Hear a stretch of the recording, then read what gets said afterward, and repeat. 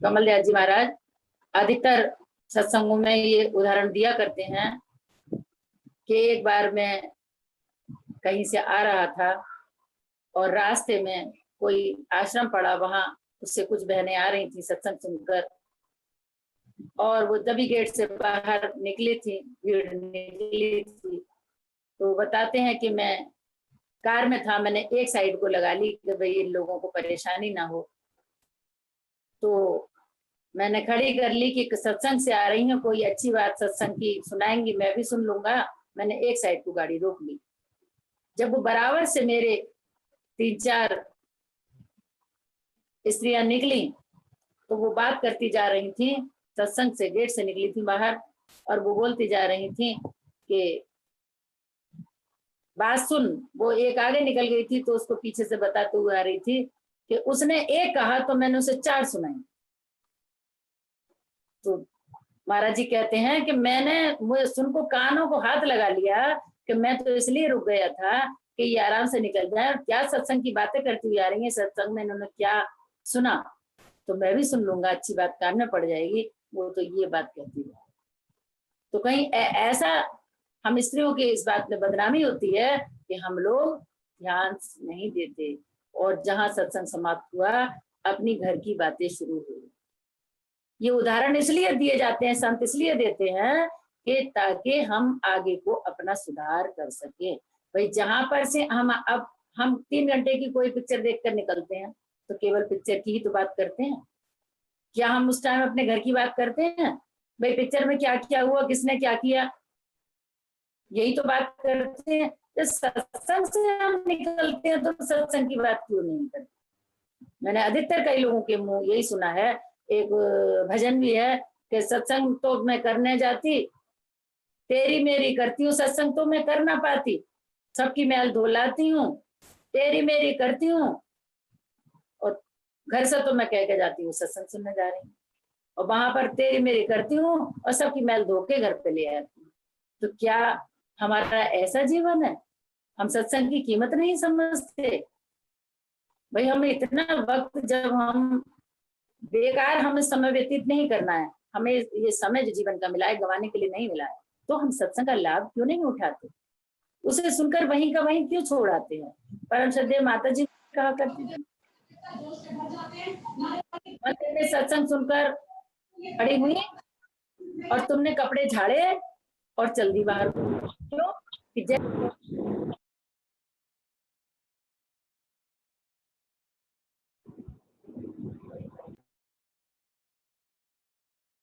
और ज्यादा इन बातों पर प्रकाश डाल देती हूँ कि जो हमारी कमी है किसी न किसी तरीके से सुधरनी चाहिए।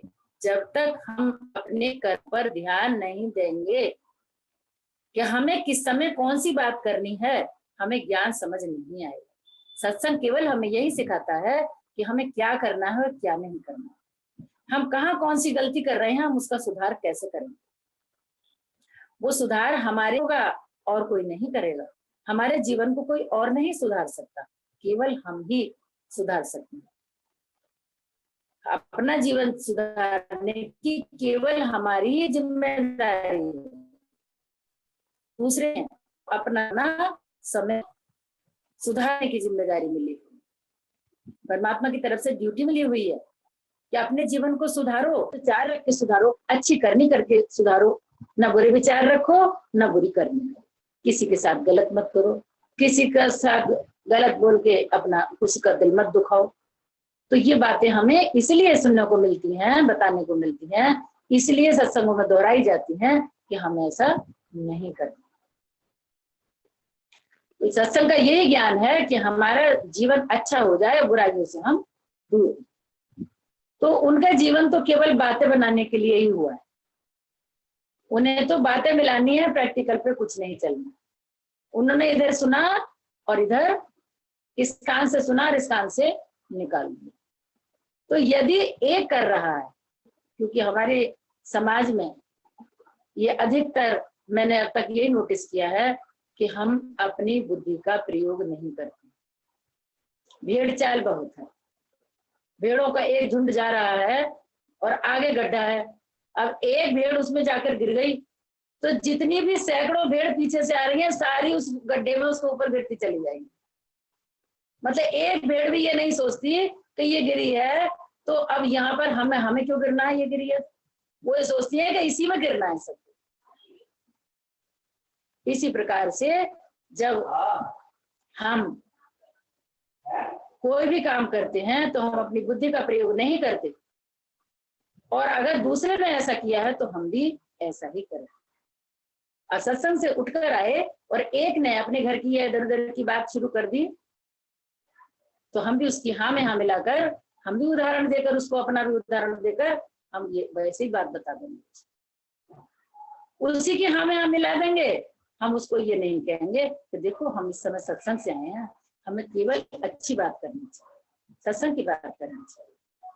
इस समय हमारे दिमाग में सत्संग चल रहा है, हमें अच्छी बातें सीखनी चाहिए। उन बातों को घर छोड़ दो, उनको तो छोड़ने के लिए ही तो सत्संग में गए थे भाई। जो वहां से हमारा दिमाग, जब आदमी घर से परेशान हो जाता है एक वातावरण से, और खास तौर से घर में परिवार में हर तरीके के वातावरण हुआ करते हैं, तभी आदमी सत्संग की ओर दौड़ता है कि भाई थोड़ा मन शांत हो जाए। अब वहां से भी लौट के हम यही बातें कर रहे हैं तो हमारे उस समय बेकार व्यतीत करने का क्या फायदा, कुछ भी फायदा नहीं है। तो हमें ये समझ बूझ कर काम करना चाहिए कि हमें क्या करना है, क्या नहीं करना है, क्या खाना है, क्या नहीं खाना, क्या बोलना है शब्द, क्या नहीं बोलना। अगर हम इन बातों पर विचार करें तो हम अपने आप का सुधार कर सकते हैं। तो जब समय हमें बेकार व्यतीत नहीं करना है और समय हमें अपना जीवन का कामयाब करना है, और यदि हम ये मानकर चले कि हमारे जीवन का, हमारे एक एक दिन बड़ा कीमती, क्योंकि एक एक दिन करके एक हफ्ता, एक एक दिन करके एक महीना, और एक एक दिन करके साल बीत जाता है। तो उस एक दिन की, उस एक क्षण की, उस एक मिनट की कितनी कीमत है, बहुत बड़ी कीमत है। और कहते हैं कि जब अंत समय आदमी बिस्तर पर पड़ गया या उसका अंत समय आता है तो कहते हैं कि सारे जीवन की रील फिल्म की तरह उसके दिमाग में घूमती रहती है, चलती रहती है। उसका दिमाग में वो फिल्म चलती रहती है पूरे जीवन की। जिस प्रकार से 3 घंटे की फिल्म हम देखते हैं, इसी प्रकार से वो सारे जीवन की फिल्म हमारे सामने चलती है। मुझे नहीं पता है, मैंने सुना है लोगों से कि जो अच्छा किया है तो अच्छी फिल्म चलती है, बुरा किया है तो बुरी फिल्म चलती है। जो हमारी करनी, जो हमने की है जीवन में, वही हमारे सामने 3 घंटे की फिल्म की तरह घूमती रहती है। और इसलिए जो बिस्तर पे पड़ जाते हैं, बीमार हो जाते हैं, वो अंत समय कई बार कई लोगों के मुंह से आप लोगों ने भी सुना हुआ होगा कि भाई हमें यमदूत दिखाई दे रहे हैं, या हमें जो मरने वाले व्यक्ति पहले चले गए परिवार के वो दिखाई दे रहे हैं। मतलब ऐसा उनके आगे वही रील घूम रहे हैं। तो जब वो ऐसा है, सच्चाई है, अगर ये वो घूमती है, तो अगर हम अच्छे काम करेंगे तो अच्छी फिल्म घूमेगी ना हमारे सामने। क्योंकि जो हमने गलत कर्म किए हैं, बुराइयां की हुई हैं, उससे हमें डर लगेगा, उससे हम डरेंगे कि हमें जो हमने गलत किया है इसका हमें गलत ही फल मिलेगा। और अगर हमने अच्छा ही अच्छा किया हुआ है तो हमारे मन में कितना बड़ा संतोष होगा कि हमने गलत कुछ नहीं किया। अच्छे, देखो कितने अच्छे अच्छे काम किए पीछे जो हमारे सामने आ रहे हैं, तो हमें उसका अच्छा ही फल मिलेगा। ना हम डरेंगे, ना हम घबराएंगे, चाहे यमदूत आए या धर्मदूत आए, कोई भी आए, चाहे यमराज आए या धर्मराज आए, कोई आए, कोई आए या ना आए। यही कारण है जो शांत चित्त धैर्यवान व्यक्ति होते हैं, वो उनको कोई कष्ट नहीं होता, शांत चले जाते। कहाँ उनके प्राण निकल गए, कहाँ अंतिम समय बीत गया, कोई एक शब्द नहीं बोलते, और उनका आराम से इस जीवन का सफर पूरा व्यतीत हो जाता है और अंत समय भगवान के चरणों में चले जाते। तो यदि हमारे कर्म शुरू से ही अच्छे होंगे तो हमें सत्संग का लाभ होगा, हमारा जीवन सुंदर बन जाएगा, सुखमय बन जाएगा, स्वर्ग में बन जाएगा। इसलिए हमें अपने कर्मों पर ध्यान देना है। बोलना कम है, करना ज्यादा है। जो करना है वो सोच समझ कर करना है कि हमें किस तरीके के कर्म करने हैं। गलत कर्मों से हमें दूर रहना चाहिए, क्योंकि हमें तो इतना विवेक तो है, इतना ज्ञान तो है हमें। अगर हमारे सामने कोई गलत चीज रख दे लाकर और हमसे कहे कि भाई ये खा लो, तो क्या हम खा लेंगे? नहीं खा सकते। हम कहेंगे ले जा ये गंदा हमारे सामने क्यों लाया, ये खाने की चीज है क्या? नहीं खा सकते ना। तो हम गलत बातों को क्यों खाते रहते हैं, बुराइयों को, गलत बातों को क्यों हर समय उनका चिंतन मनन करते रहते हैं, जबकि हमें ये पता है कि ये चीज गलत है। दूसरी कमी क्या है हम इंसानों की? सबका सब आ जाते हैं, सारे इंसान आ जाते हैं, मैं भी आ जाती हूँ। मैं ये तो हर एक के साथ है, एक के साथ नहीं है। क्योंकि मनुष्य का जो इंसान का जो मस्तिष्क है वो गलत को जल्दी सीखता है, अच्छाई देर से आती है। अच्छी चीज को हम जल्दी नहीं सीख पाते, नहीं ले पाते जल्दी से। बुरी बात का एकदम चिंतन हो जाए, दिखाई भी जल्दी दे जाती है।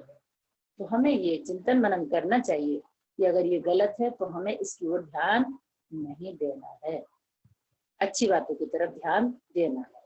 तो ऐसे लोग जो बातें मिलाने वाले हैं उनका तो जन्म ही, दाता दयाल जी महाराज कहते हैं इसमें, वो कह रहे हैं, मैं नहीं कह रही हूँ, कि उनका जन्म ही बातें मिलाने के लिए हुआ है। बातें बनाना ना सीख के हम काम को करना सीखें, अपना जीवन क्रियान्वित बनाएं। काम करके हमें संतुष्टि मिलती है, बातें बनाने से संतुष्टि नहीं मिलती, क्योंकि जो बातों नहीं आदमी होता है उसको सब समझ जाते हैं। यहाँ तक कि आपके परिवार में अगर कोई पड़ोस में कोई बच्चे होंगे, पड़ोस में कोई आंटी ऐसी हैं वो ज्यादा बातें मिलाती हैं और चुप नहीं होती हैं, तो बच्चों की निगाहों में भी गिर जाती है। मम्मी ज्यादा बोलने वाली आंटी आ गई, अब आपका कुछ काम नहीं होगा, कुछ काम नहीं करने देंगे। तो बच्चों के दिमाग में भी ज्यादा बोलने वाले की इतनी कीमत है। कई बार मम्मी छुपाएंगी कि बेटे शांत हो जा, आंटी सुन लेंगे, ऐसा नहीं कहते। तो गलत है ना, हम समझ रहे हैं कि ज्यादा बोलना गलत है। जितना आवश्यक है उतना बात हमें बोलनी चाहिए, और बाकी अधिक बोलने से अपनी एनर्जी भी घटती है, ताकत भी हमारी कम होती है।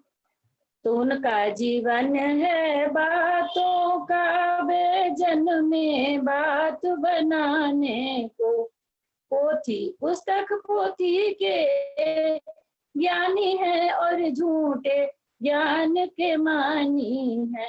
अनुभव नहीं नहीं रहनी बदली, भर में आए भर माने को। और उन्होंने केवल पुस्तकें ही पढ़ी हैं, पोथियां पढ़ी हैं, उससे ज्ञान प्राप्त किया है। ज्ञान प्राप्त नहीं किया, केवल कोरा ज्ञान है उनका, किताबी ज्ञान है उनका, उनकी रहनी कुछ नहीं है, प्रैक्टिकल कुछ नहीं है। वो झूठा मानी और अभिमानी है। झूठा अभिमान उसने इस बात का है कि हमने तो इतनी सारी पुस्तकें पढ़ी हैं, हम तो वेद शास्त्र सारे पढ़े डाले, हमें तो इतना ज्ञान है, लेकिन ज्ञान उन्हें कुछ भी नहीं। अनुभव नहीं नहीं नहीं रहनी बदली, उन्हें कोई अनुभव नहीं है। उनकी उन पुस्तकों के पढ़ने से ना तो उन्हें ज्ञान हुआ, झूठा अभिमान हो गया उनको कि हमने इतनी सारी पुस्तकों का अध्ययन कर लिया।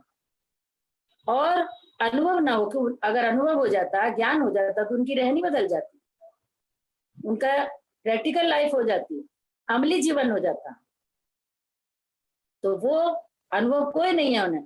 उनका क्या काम है, उनकी करनी क्या है, भर में आए भर माने को। और खुद तो भ्रमित है ही, वो खुद तो भ्रमों में पड़े हुए हैं, लेकिन दूसरे को भी भ्रम में डालते हैं।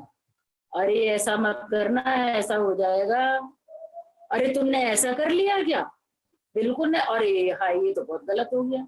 उनका काम केवल हाय हाय करना, खुद भी डरना, दूसरे को भी डरना। अब जो काम हमसे हो गया, मान लीजिए गलती से, उसमें अगर आके दूसरा डराए तो क्या होगा? न रात को नींद आएगी, न दिन को चैन होगा, और चिंतन मनन यही, अरे हमसे क्या हो गया गलत। तो ये होते हैं भ्रम, ये इनको कहते हैं भ्रम। तो हम भ्रमित होकर सारी जिंदगी अपनी भ्रम में बर्बाद करते रहते हैं। अरे जो हो गया हो गया, वो वापस नहीं आ सकता। भगवान से हाथ जोड़कर दिल से क्षमा याचना करनी चाहिए कि भूलवश ये हो गया, अब हमें क्षमा करो, आगे के लिए हमें सद्बुद्धि प्रदान कीजिए हे प्रभु कि अब हमसे आगे कोई गलती। यदि उसको बार बार याद रखोगे गलती को, तो वो गलती बार बार होती रहेगी। उसको वही अपने मालिक से, अपने परमात्मा से क्षमा मांगकर भूलते चले जाओ, आगे बढ़ते चले। तो ये ज्ञान है, ये सच्चा ज्ञान है कि हमने अपने जीवन को सच्चाई पर डाला। हमने अगर कोई काम गलत किया तो अपने प्रभु से, अपने गुरु से, अपने इष्ट से सच्चाई के साथ हमने क्षमा मांग ली कि हमसे प्रभु ये गलती हो गई, आप हमें माफ करो। आपके चरणों में हमने माफी मांग ली, तो अब हम समझते हैं कि हमारा अपराध आप क्षमा करें। हमें नहीं पता कि ये गलत था या सही था, लेकिन अब हमें, तो जब आपने वहां रख दी उनके चरणों में ये अपनी चिंता, अपना भ्रम, तो हम दिल हल्का हो गया, निश्चिंत हो गए, क्योंकि हमने वो गलती जानबूझ के नहीं की। अब आप उसी गलती का जब किसी और से जिक्र करते हैं जो खुद भ्रमित है, वो आपको भ्रम में डालता। तो ये दोनों में फर्क है। एक सत्संगी में जो सही मायने पे अच्छे विचारों के साथ चिंतन मनन करके अमली जीवन करके अपना सदगुरु की लाइन पर चल रहा है, उससे आप अगर जिक्र करते हैं कि भाई मेरे से ऐसा हो गया, वो आपको भ्रमित नहीं करेगा, वो आपको भ्रम में नहीं डालेगा।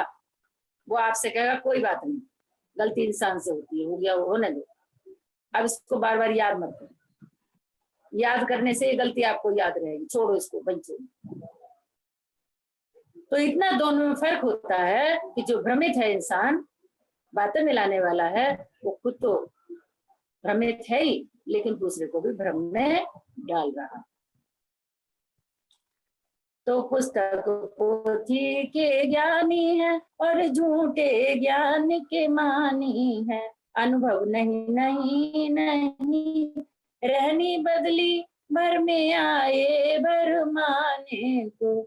जग को ये मिथ्या कहते हैं, जग की आशा में रहते हैं, बातों से रूप को सिद्ध किया, पहुंचे नहीं ठौर ठिकाने को।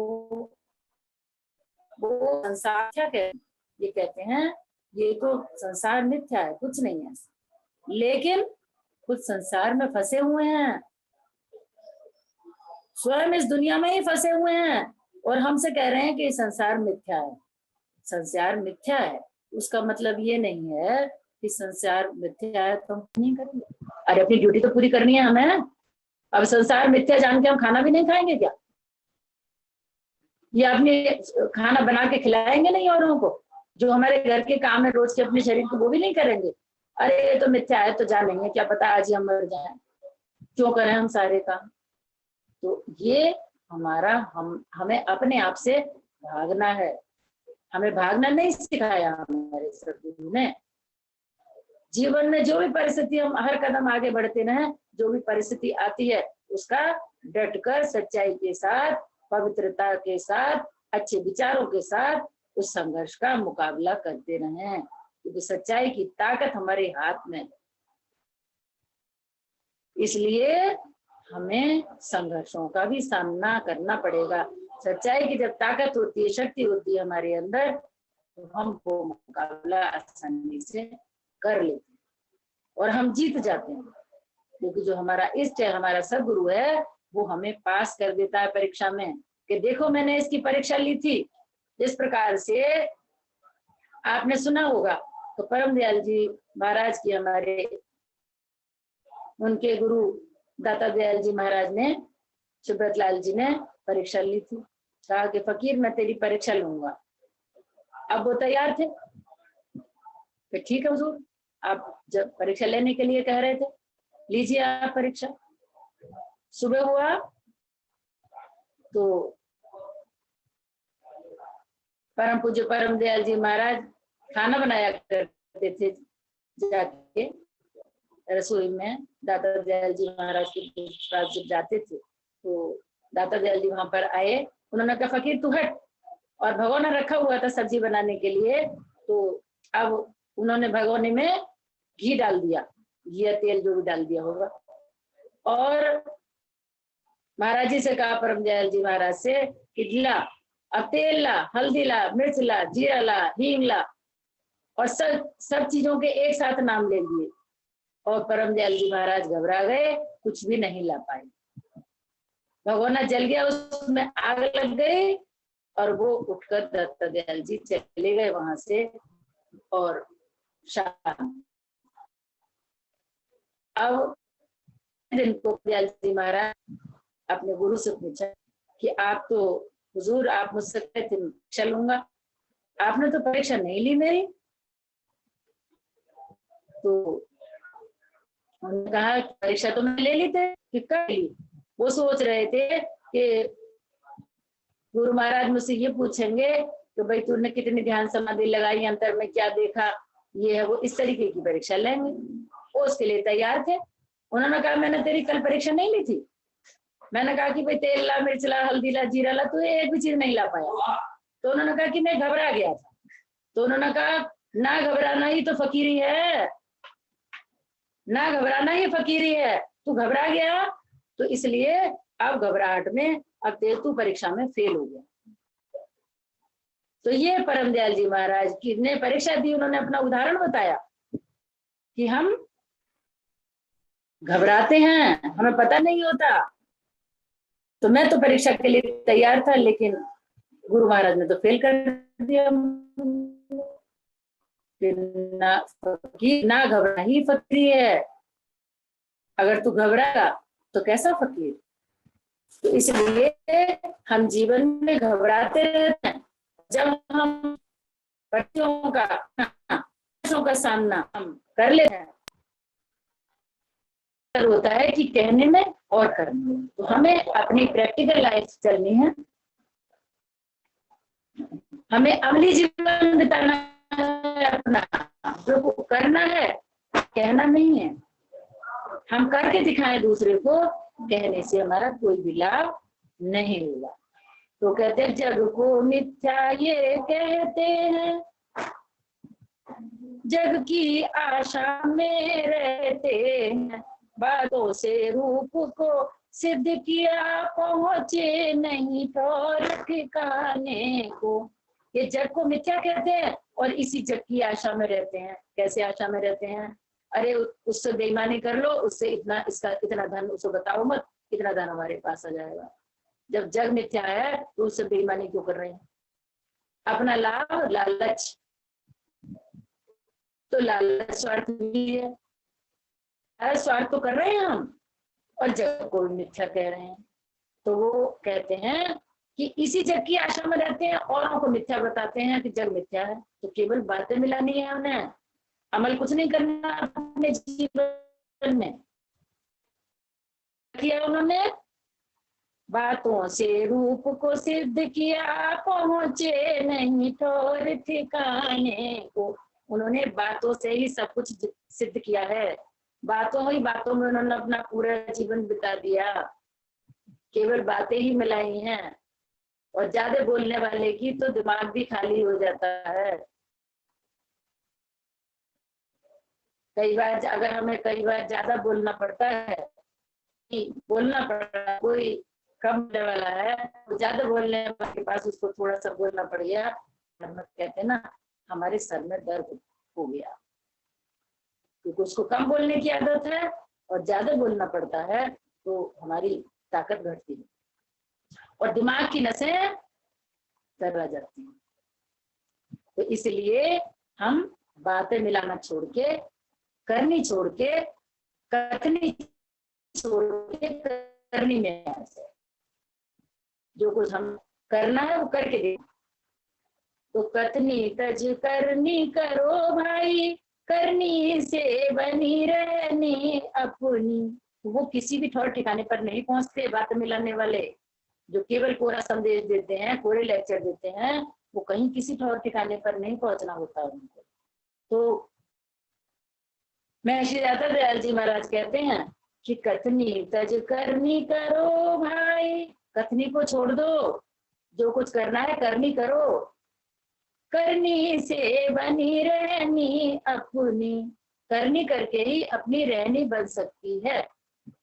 अपनी रहनी जो बन सकती है, अर्थात रहनी का मतलब अपना जीवन, जो हम अपना जीवन बना सकते हैं वो केवल करके। करके कैसे? जब हम अच्छे काम करेंगे, परिवार में अच्छे काम करेंगे तो परिवार का हर एक व्यक्ति हमें सम्मान की दृष्टि से देखे। किसी को भी कोई परेशानी है, उसकी हेल्प करके, उसकी मदद करके, उसकी सहायता करके हम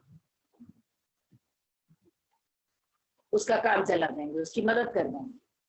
अगर कोई उसकी परेशानी है, उसकी परेशानी को हल कर देंगे। तो परिवार में हर व्यक्ति की हम मदद कर देंगे तो वो हमारा सम्मान करेगा, हमसे प्यार है। इसी प्रकार से हम पास पड़ोस में, समाज में अगर किसी की मदद करते हैं तो सब हमें सम्मान की दृष्टि से देते। यदि कोई राय भी लेता है हमसे, सलाह मशवरा भी करता है, तो राय उसको सच्चाई के साथ अच्छी राय दो कि भाई हमारी इच्छा ऐसी है और बाकी तो हमें नहीं पता, आपकी इच्छा वैसे करना। ये नहीं है कि उसको जबरदस्ती नहीं जी ऐसा ही करना है तुम्हें, नहीं। परमदयाल जी महाराज इतने ज्ञानी पुरुष, सब सतगुरु वक्त कहते हैं कि सतगुरु परम पिता परमात्मा का दूसरा रूप है। सतगुरु के रूप में ही परमात्मा आता है इस पृथ्वी पर। वो ये कहा करते थे, सब कुछ ज्ञान दे देते, सब कुछ बतलाते थे सत्संगों में, और फिर बाद में कहते थे कि मैं नहीं दावा करता कि मैं जो कुछ कहता हूँ वो सही है, आपकी मर्जी हो मानो, ना मर्जी हो मत मानो। इतना बड़ा परमात्मा ये कह रहा है कि मैं नहीं कह सकता कि ये गलत है कि सही है। आपका मन हो, मन सही माने तो मान लो, नहीं माने तो कोई बात नहीं। जो सब कुछ मर्मज्ञ थे, सब कुछ जानने वाले थे, तो हम तो एक चींटी के समान, हम क्या सत्संग दे सकते हैं? सत्संग तो वही दे रहे आते हैं। मैं तो नहीं समझती थे, मतलब मैं कुछ सत्संग दे कर सकती हूँ, कुछ बतला सकती हूँ, वही देने आते। और कोई कुछ नहीं कर सकता। हम तो केवल उनकी नौकर चाकर ड्यूटी बजा देते हैं बैठ के, यहाँ भाई ड्यूटी का समय हो गया, समय से ड्यूटी को पहुंचो और अपनी ड्यूटी को अंजाम दो, अपनी ड्यूटी पूरी करो सही तरीके से, दिल से अच्छा कर्म करके। किसी को भी किसी का दिल ना दुखे, किसी को कोई गलत संदेश किसी के दिमाग में ना जाए। अच्छी बात जिसके मतलब की हो वो अपने पकड़ ले उसको, और जो नहीं है उसको वहीं पर छोड़, जो अपने काम किए वो ले लो। तो बातों से रूप को सिद्ध किया, नहीं पहुंचे ठौर ठिकाने को। कथनी तज करनी करो भाई, करनी से बनी रहनी अपनी, करनी से रहनी पाओगे, करनी है रहनी पाने को। और जब तक हम करनी नहीं करेंगे, जब तक हम अच्छे काम नहीं करेंगे, क्रियान्वयन नहीं करेंगे कामों का, तब तक हमारा जीवन रहनी अर्थात हमारा जीवन सही दिशा की ओर नहीं चलेगा। हम अपने जीवन को सही और अच्छा नहीं बना पाएंगे। क्यों? कि करनी से ही हमारी रहनी बनती है, करनी से हमारे जीवन का सार है। अच्छे काम करेंगे तो अच्छाई की तरफ जीवन का रास्ता, सही मार्ग प्रशस्त होगा, हमारा सही रास्ते पर चलेंगे। और अगर करनी हमारी खराब होगी तो हम गलत रास्ते की ओर मुड़ जाएंगे। करनी से रहनी पाओगे, करनी है रहनी पाने को। करनी से हमें रहनी मिलेगी, और करनी काय के लिए? हमारे जीवन बनाने के लिए। उसमें हमें सोच विचार कर काम करना है कि कौन सा काम हमें करना है, कौन सा नहीं करना है। चिंतन मनन करके सत्संग का ज्ञान प्राप्त करके, यही सत्संग का ज्ञान है कि हम अपनी समझ बुद्धि से ये समझें कि हमें क्या करना है, क्या नहीं करना है। क्या सही है क्या गलत है, किस दिशा में चलना है किस दिशा में नहीं चलना, कौन सा रास्ता सही है कौन सा रास्ता गलत है। तो ये जब हम विवेक आ जाता है, ज्ञान हो जाता है, तो हमें ये स्पष्ट दिखाई देता है अपना रास्ता कि हमें क्या करना। तो जब हमें हमारी करनी से ही हमारा जीवन बनना है, हमारे कर्मों से ही हमारा जीवन बनना है, तो अब क्या कहते हैं राधा स्वामी? राधा स्वामी यूं कहते हैं, करनी से मिलती है रहनी। क्या कहते हैं राधा स्वामी जी? राधा स्वामी जी कहते हैं कि जो हम करनी करते हैं उसी से हमें रहनी, हमारा जीवन आगे को बढ़ता है। हम सुखी जीवन व्यतीत करते हैं अगर हम अच्छी करनी करेंगे तो हमारा जीवन सुखी हो जाएगा। अभ्यास शब्द का नित करना, चित्त वृत्ति के ठहराने को। अब शुरू में मैंने ये बताया था कि जब हम संतों की शरण में पहुंच गए तो संत कहते हैं कि बेकार न समय व्यतीत करो, नहीं समय मिला है गंवाने। तो हमने ये तो जीवन की बात बताई। अब जब उनके दरबार में हम उनके चरणों में पहुंच गए, सदगुरु के चरणों में पहुंच गए, तो सदगुरु ने हमें क्या संदेश दिया? सदगुरु ने हमें संदेश दिया कि ज्ञान प्राप्त करके परमात्मा की ओर चलो, अच्छा ज्ञान प्राप्त करो और सुमिरन ध्यान भजन करो। तो हमने सुमिरन ध्यान भजन किया सदगुरु के वचनों के अनुसार। तो अब वो कहते हैं कि जब हम उस लाइन पर चल रहे हैं तो हमें नित्य ही अभ्यास करना है, सुमिरन भजन ध्यान करना है। और चित्त वृत्ति जो है हमारी तभी ठहरेगी जब हम अच्छी करनी करेंगे और अपना जीवन सुखी बनाएंगे। तो सबसे पहले जब हम दरबार में जाते हैं तो हमें क्या करना है कि हमें अपना श्रद्धा और विश्वास जमाना, उनके चरणों में दृढ़ विश्वास जमाना। फिर नाम दान मिल गया तो मिलने के बाद हमारा जीवन बदल गया। नाम का जाप जब हम करते हैं और सुमिरन ध्यान भजन करते हैं तो जब हम अंतर में जाते हैं तो हमारा जीवन एकदम से बिल्कुल विपरीत हो जाता है। जितना हम अंतर में जाएंगे उतना ही हमारा मन शांत और प्रसन्न चित्त हो जाएगा। बाहर की बातों से मन हटता चला जाएगा, केवल रहनी आ जाएगी, कथनी धीरे धीरे कम होती चली जाएगी। क्योंकि अंतर की ओर हमारी जब वृत्ति मुड़ती है तो अंतर में वो सहायक बैठे हैं, हर घड़ी हमें संभालते हैं, हर पल हमें संभालते हैं।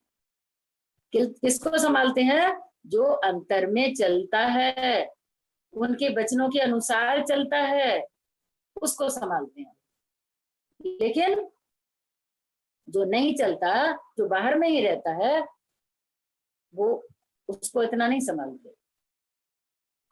समय की पाबंदी, 24 घंटे का समय, उसका हमारे पास हिसाब किताब होना चाहिए कि हमें पूरा, जैसे हम घर का बजट बना के चलते हैं कि इतनी हमारी ये आमदनी है और हमें इस हिसाब से खर्च करना है। यदि अधिक किसी काम पर खर्च होता है तो जो है हमें यहाँ से कटौती करके इसमें लाना है, बजट के अनुसार हमें चलाना है। इसी प्रकार से 24 घंटे का जो समय है उसको हमें व्यवस्थित करके एक टाइम टेबल बना के चलना है कि हमें सुबह से इतने बजे से इतने बजे तक क्या करना है, इतने बजे से इतने बजे तक क्या करना है। जिस प्रकार से हम स्कूल में पढ़ते हैं और हमारे पीरियड व्यवस्थित होते हैं कि इतने हमारे सब्जेक्ट है और इतने हमारे पीरियड है और एक एक का पूरा हिसाब होता है, एक टाइम पे घंटा बोल जाता है और पीरियड हमारा खत्म हो जाता है। इसी प्रकार से हमारा समय के हिसाब से हमें अनुशासन का पालन करना चाहिए और वो अनुशासन हमारे अंदर होना चाहिए कि हमें समय के हिसाब से अपना जीवन बिताना है। पूरा दिन हमें समय के हिसाब से, हमें इतने बजे तक ये काम करना है तो करना है, इतने बजे तक उठ जाना है तो उठ जाना है। ये हमारे जीवन के सिद्धांत और नियम है जो हमारे हिसाब से होने चाहिए। और नाम के बाद जब हम इस लाइन पे आ जाते हैं तो उसके बाद का भोजन, नींद और संगत पर हमें ध्यान देना है कि हम कैसा भोजन कर रहे हैं, कौन सा हमें खाना है, कौन सा नहीं खाना। नींद हमें कितनी लेनी है, कितनी नहीं लेनी। पता लगा कि दिन में भी सो रहे हैं 2-2, 3-3 घंटे। दिन का समय सोने के लिए नहीं होता है, कभी तबीयत खराब है, कोई इमरजेंसी है, थक गए हैं, कोई बात नहीं, कभी रेस्ट कर लिया, आराम कर लिया, लेकिन अधिकतर दिन में सोने की आदत नहीं होनी चाहिए। शरीर को आराम देना अलग बात है और घोड़े बेचकर सो जाना अलग बात। तो और अगली बात, हमें अपनी संगत पर ध्यान देना चाहिए कि हम कैसी संगत कर रहे हैं, हमारी जो मित्र मंडली है वो कैसी है, कैसी बातें करती है वो हमसे। अगर हमारी मित्र मंडली, हमारी संगत सही है तो हमारा जीवन भी सही है। और जब हम ध्यान के समय हम ध्यान साधना करते हैं तो हमारे अंदर एकाग्रता होनी चाहिए, पूरा ध्यान अपने इष्ट पर होना चाहिए, अपने सदगुरु पर, अपने इष्ट पर पूरा ध्यान होना चाहिए, पूरा एकाग्रचित होके पूरे मनोवेग के साथ उधर ही लगा हम चाहिए, क्योंकि हमारा हम अपने इष्ट देव की ओर ही रहना है और उन्होंने हमारे लिए इतना समय दिया है। ये हम खुशनसीब हैं, भाग्यशाली हैं जो हमारा ध्यान यदि कहीं और नहीं जाता उनके चरणों के अलावा, और जिसका ध्यान जाता भी है तो वो तो धीरे धीरे करके हम प्रैक्टिस, उन बातों की परवाह ना करके जो विचार आ रहे हैं धीरे धीरे लगाते रहेंगे तो किसी भी काम को कोशिश करने के बाद हर काम पूरा हो जाता है। और यदि हमारा ध्यान बार बार कहीं और विचारों में जाता है, हम ध्यान नहीं देते उस पर, और जानबूझकर हमें सब कुछ पता है, ज्ञान है, तब भी अगर उधर सोचते रहते हैं जानबूझकर कि हम करने कुछ और बैठे हैं, कर कुछ और रहे हैं, तो हम अपने इष्ट का, अपने गुरु का निरादर कर रहे हैं, अपमान कर रहे हैं। ये भावना अगर हमारे मन में होगी कि हम चिंतन मनन तो अपने गुरु का, अपने परमात्मा का करने के लिए बैठे हैं, और हम कर क्या रहे हैं दुनियादारी की, उसकी सोच रहे हैं, उसने हमसे ऐसा कहा, उसने हमसे ऐसे कहा, तो हम गुरु के सामने बैठकर, उनके चरणों में बैठकर और दुनिया भर की बातें सोच रहे हैं। हम अपने गुरु का, अपने इष्ट देव का अपमान कर रहे हैं। और हमें ये सोचना है कि यदि सम्मान की भावना है तो कभी ना हम उनके दरबार में बैठकर इधर उठेंगे, ना उनके चरणों में बैठकर बात करेंगे। अगर हम उनके दरबार में बैठकर बात करते हैं, उनके चरणों में बैठकर बात करते हैं, तो हम अपने इष्ट का अपमान कर रहे हैं। जिस प्रकार से कोई हमारा अधिकारी, हमारा बॉस हमारे सामने बैठा हुआ हो तो उसके सामने हम कितने सम्मान पूर्वक बैठते हैं, कितने रेस्पेक्ट से बैठते हैं। अगर कोई जरा सा भी कुछ जोर से बोलता है तो एकदम मुंह पे उंगली रखते हुए शांत रहो। तो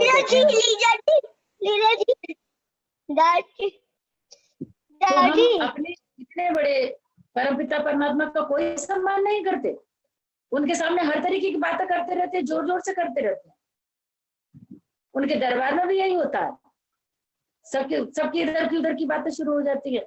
हम अपने इतना तो हम उनका सम्मान नहीं कर रहे जितना हम अपमान करते हैं उनका। अपने देव से प्रार्थना, यदि इस पर भी हमारे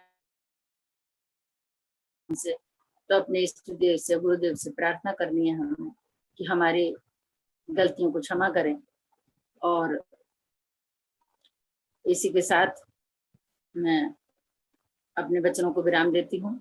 सतगुरु के ज्ञान का गुणगान करते हुए आपको जो अच्छा लगा हो उसको अपनी बुद्धि के अनुसार सही मानकर उस पर चलें, अपने जीवन को सही ज्ञान के साथ बिताएं, सब जिससे आपका जीवन सुखी हो जाए, आपको खूब खुशियां मिलें। और उनका गुणानुवाद करते हुए कोई शब्द, कोई गलती मेरे से हो गई हो या कोई शब्द किसी को बुरा लगा हो, तो मैं कोई भूल से कुछ निकल गया हो तो मैं आपसे हाथ जोड़कर क्षमा मांगती हूँ। किसी के अगर हृदय को कोई भी आघात लगा हो मेरे किसी शब्द से, बाकी मेरी अंदर से कोई भावना किसी का दिल दुखाने की नहीं होती। तो बाकी सबको बहुत बहुत हार्दिक शुभकामनाएं, सबका मंगल कल्याण हो, सबको राधा स्वामी।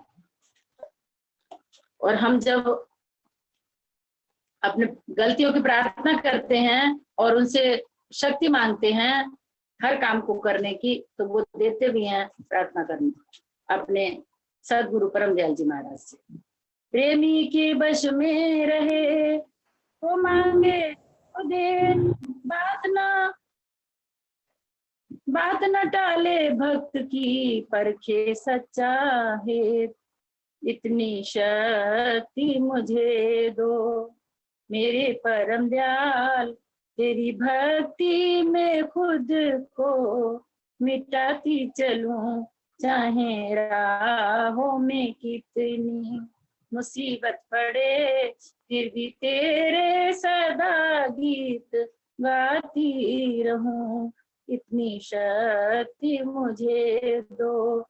मेरे परम दयाल, तेरी भक्ति में खुद को मिटाती चलूं, दूसरों की मदद की जरूरत नहीं, मुझको केवल तुम्हारी मदद चाहिए।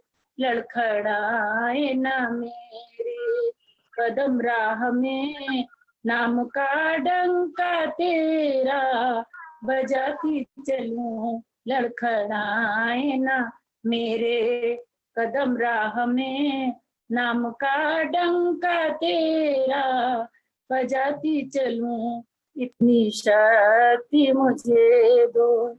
मेरे परम दयाल, तेरी भक्ति में खुद को मिटाती चलूं, नाव बोझिल मेरी पूर्व के पाप से, सो न जाऊं यही डर सताता मुझे।